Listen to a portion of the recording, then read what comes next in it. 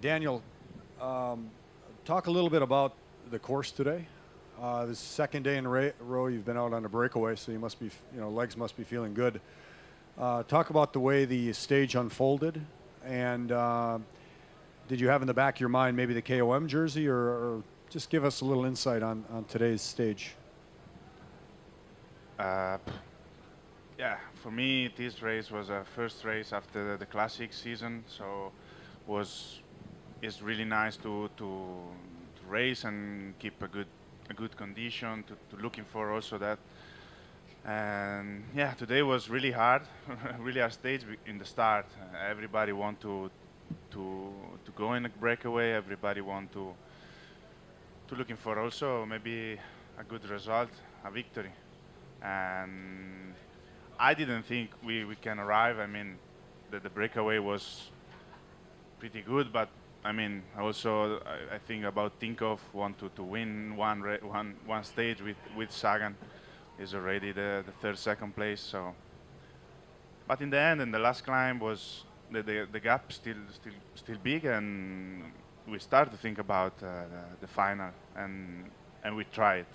Also the guy who won did a really nice final from the last climb to the end.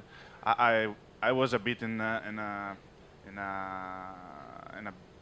not in a good condition that when he went, so I have to wait, and then I have to recover a bit and then pull again, but was too late. And then yeah, also the final was really hard to arrive, and then he was really strong. Questions for Daniel? Go ahead. Daniel, Elliot Almond, San Jose Mercury News. Talk about when Tom's took off. I mean, did you know much about him as a rider? Were you looking like, hey, this is a young kid who could try this bold move? I don't understand. When Tom's took off to do a solo on Hamilton, were you guys aware that he might be able to be somebody who could do this? Yeah, it was really maybe. We thought was really early to start to go solo, but I repeat, I was in a pretty worst moment for me. I have to recover after the GPM for the KOM, and he went. So yeah, I thought we can catch him, because was really far away the finish line, but he went so strong. And also in addition, we lose. I lose my teammate in breakaway, so I was solo too. Was too much also for me. So. Any other questions for Daniel? Daniel, you were in yesterday's break too. How did, when things shuffled, were you a little surprised to find yourself up front again? When the break shuffled and you were up front again for a second day in a row, were you a little surprised? No, I didn't surprise. I mean, no, I repeat, it was really hard start, so I found a good moment, and I tried it just because a few riders was there, so I put him. I went because also was also good to think about the final stage, the final climb, because maybe from the group somebody want to attack, and I can stay there for the teammate if somebody comes from the back. I was there to help in the final, so. It's just to try and stay in there. Any final questions for Daniel? All right, Daniel, thanks for taking the time. Thank you. Thank you. Ciao. Ciao. See you, man. We're joined by Jens Voigt, and we'll get his comments here in 1 second. And also, of course, Tom And could you say how you say your last name? Well, there's been a lot of debate on how you say your last name. Skujins. Squeege. Yeah. Tom Skujins. Jens, real quickly, can you go over what your observations have been in the last 3 days, and particular about today, which was certainly an exciting day and a different day, maybe that the Amgen Tour of California hasn't seen in a couple of years, with some surprises? Well, the last 3 days, or the first 3 days of this race, you can clearly say the first 2 days went absolutely 100% according to the plan, to like the picture book of cycling. Little breakaway out there, never really had the biggest chance of making it. The sprinter teams perfectly in control, working together, and yeah, Kev winning because he is the fastest man when it's a flat and fast stage. Today was a bit of a surprise, and I gotta say also, for sure, a huge tactical mistake by the European teams to let this young gentleman being out there so long, so far. They messed it up, but I always go for the underdog, I always go for the outsider, and that was this young gentleman here next to me. And I mean, Tom executed that plan to perfection, right? I mean, it was a brave move, going out with, how far you went out, 70, 80 kilometers? No idea. So by the time he went out there on this Mount Hamilton, I mean, there was a long way to go all alone, right? But I mean, he made his mind up and he went, okay, I'm going for it, right? And in a terrain like that, it's hard to chase because it's uphill or downhill. The single rider goes on a downhill as fast as the group behind them. On the uphill, being protected from the wind doesn't really mean a lot because everybody has to push the watts because it's uphill, right? So on a terrain like that, it's hard to chase somebody down with a domestic who's less strong than the rider in front, and that's what we saw. He just couldn't bring enough time back until then in the end, the leaders or the climbers had to go themselves. Absolutely stunning to see how he pulled it off today, and that was a very, very well-deserved win and was thrilling to the last moment. And Tom, on to Tom, 23, living in Greenville, South Carolina. Can you talk about your ride today? And I understand you previewed the course with the team a couple days ago and looked at this stage. Well, yeah, we were here. I came here pretty much after Joe Martin, and so it took a couple of days easy just to get used to the heat, and then we got our host Tony take us out here, and we rode the whole way from Livermore till the finish. So I kind of knew pretty much the most important parts of the race, and I knew that after Hamilton, that was a pretty technical descent, small rise, technical descent again, town, and then I was mostly worried about that long drag from like 20 till 10, well, even 7K to go. Because even in training, I was like, what the hell is this? It just keeps going and going. And I think that's where they made up most of the time, because I was just dying. But yeah, I kind of knew that it was going to be hard to chase, and a small group would go over Hamilton. So not a lot of teams would be able to chase. For sure, yeah, it was really hard, but God, I'm glad. And safe to say this is your biggest career win. Yeah, for sure, and not just that, taking the yellow, taking the climber's jersey. Now we have to get the sprint jersey, and right. Questions? Hi, Tom's. Elliot Allman, San Jose Mercury News. I don't think a lot of people know much about you, and I heard on TV they said that you learned English by watching the Comedy Channel. Tell me that story. Well, it was a good thing that no one knew about me because they underestimated me. But it was not the Comedy Channel. I don't know who said that. It was Cartoon Network.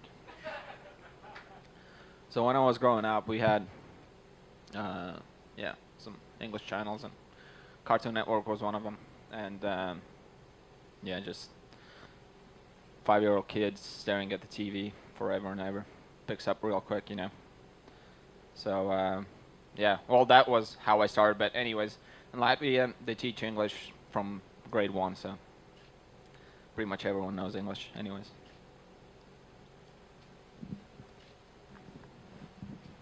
Tom's, your team director said that this was the plan before the start of the stage.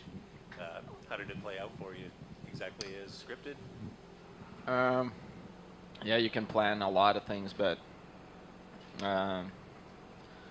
bike racing is hard, so not everything goes to plan. But for sure, we wanted to get people in the break because it was a good day for not only the break to stick, but just to get some climbers points. And yeah, I don't know. I couldn't wish for it to go any better. A long drag up here to the finish, a tough 1 kilometer climb, or so. Felt more. Can you describe your feelings when you finally got to the crest and went over to the line? It looked like you were a little bit shocked. Yeah, I was like, I heard that the last bit I heard was like 2 minutes, and then I thought, God, this last 2K is gonna be insufferable. And yeah, I didn't look back at all like the whole race, except that last K, because I was like, no freaking way they're gonna catch me again. But yeah, it was such a relief to get like those last 200, because yeah, I knew that. That's when I really knew that I was gonna get it.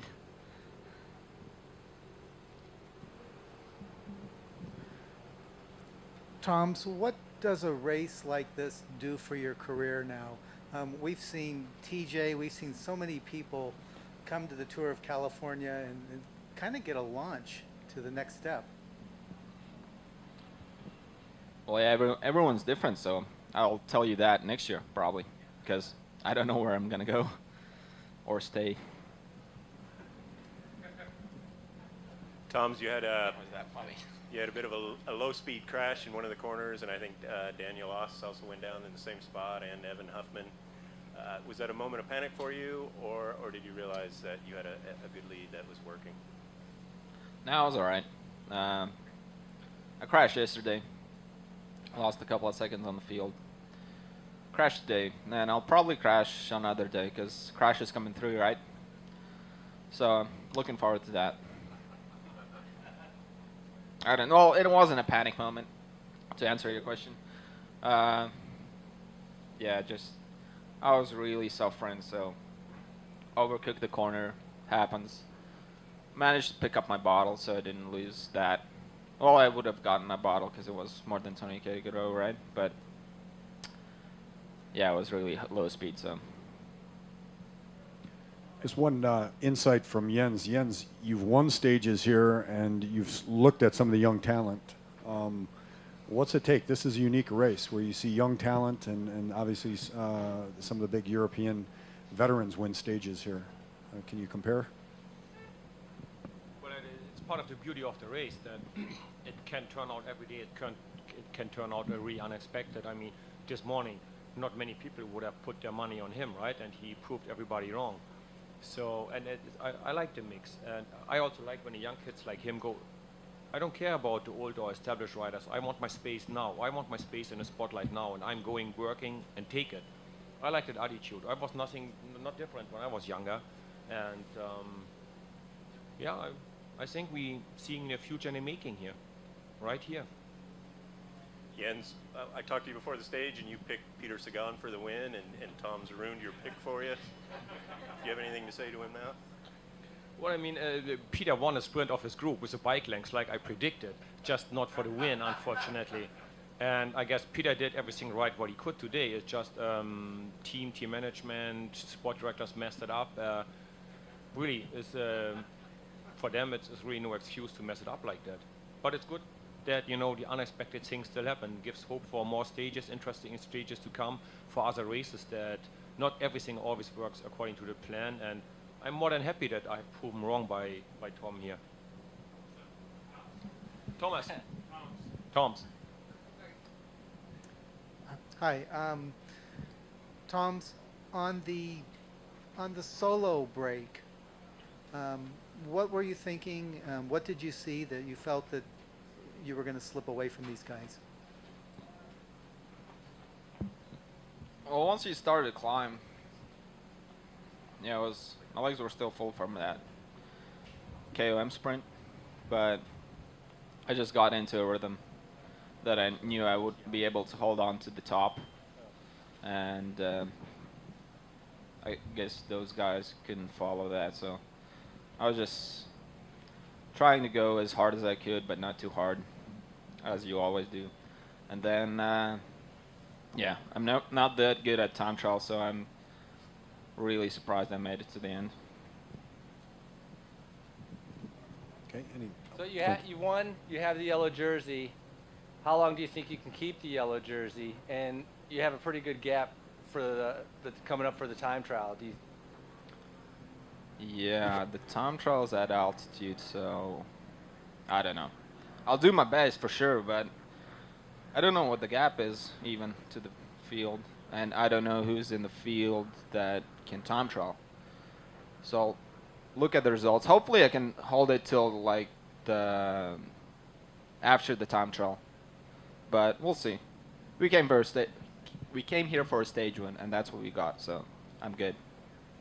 I can not start tomorrow. Any final questions? And Thomas Craven, who's over here in the Hincapie black and gray, has also made himself available if there are any follow-up questions. If not, congratulations, Tom's on a great Thanks. win.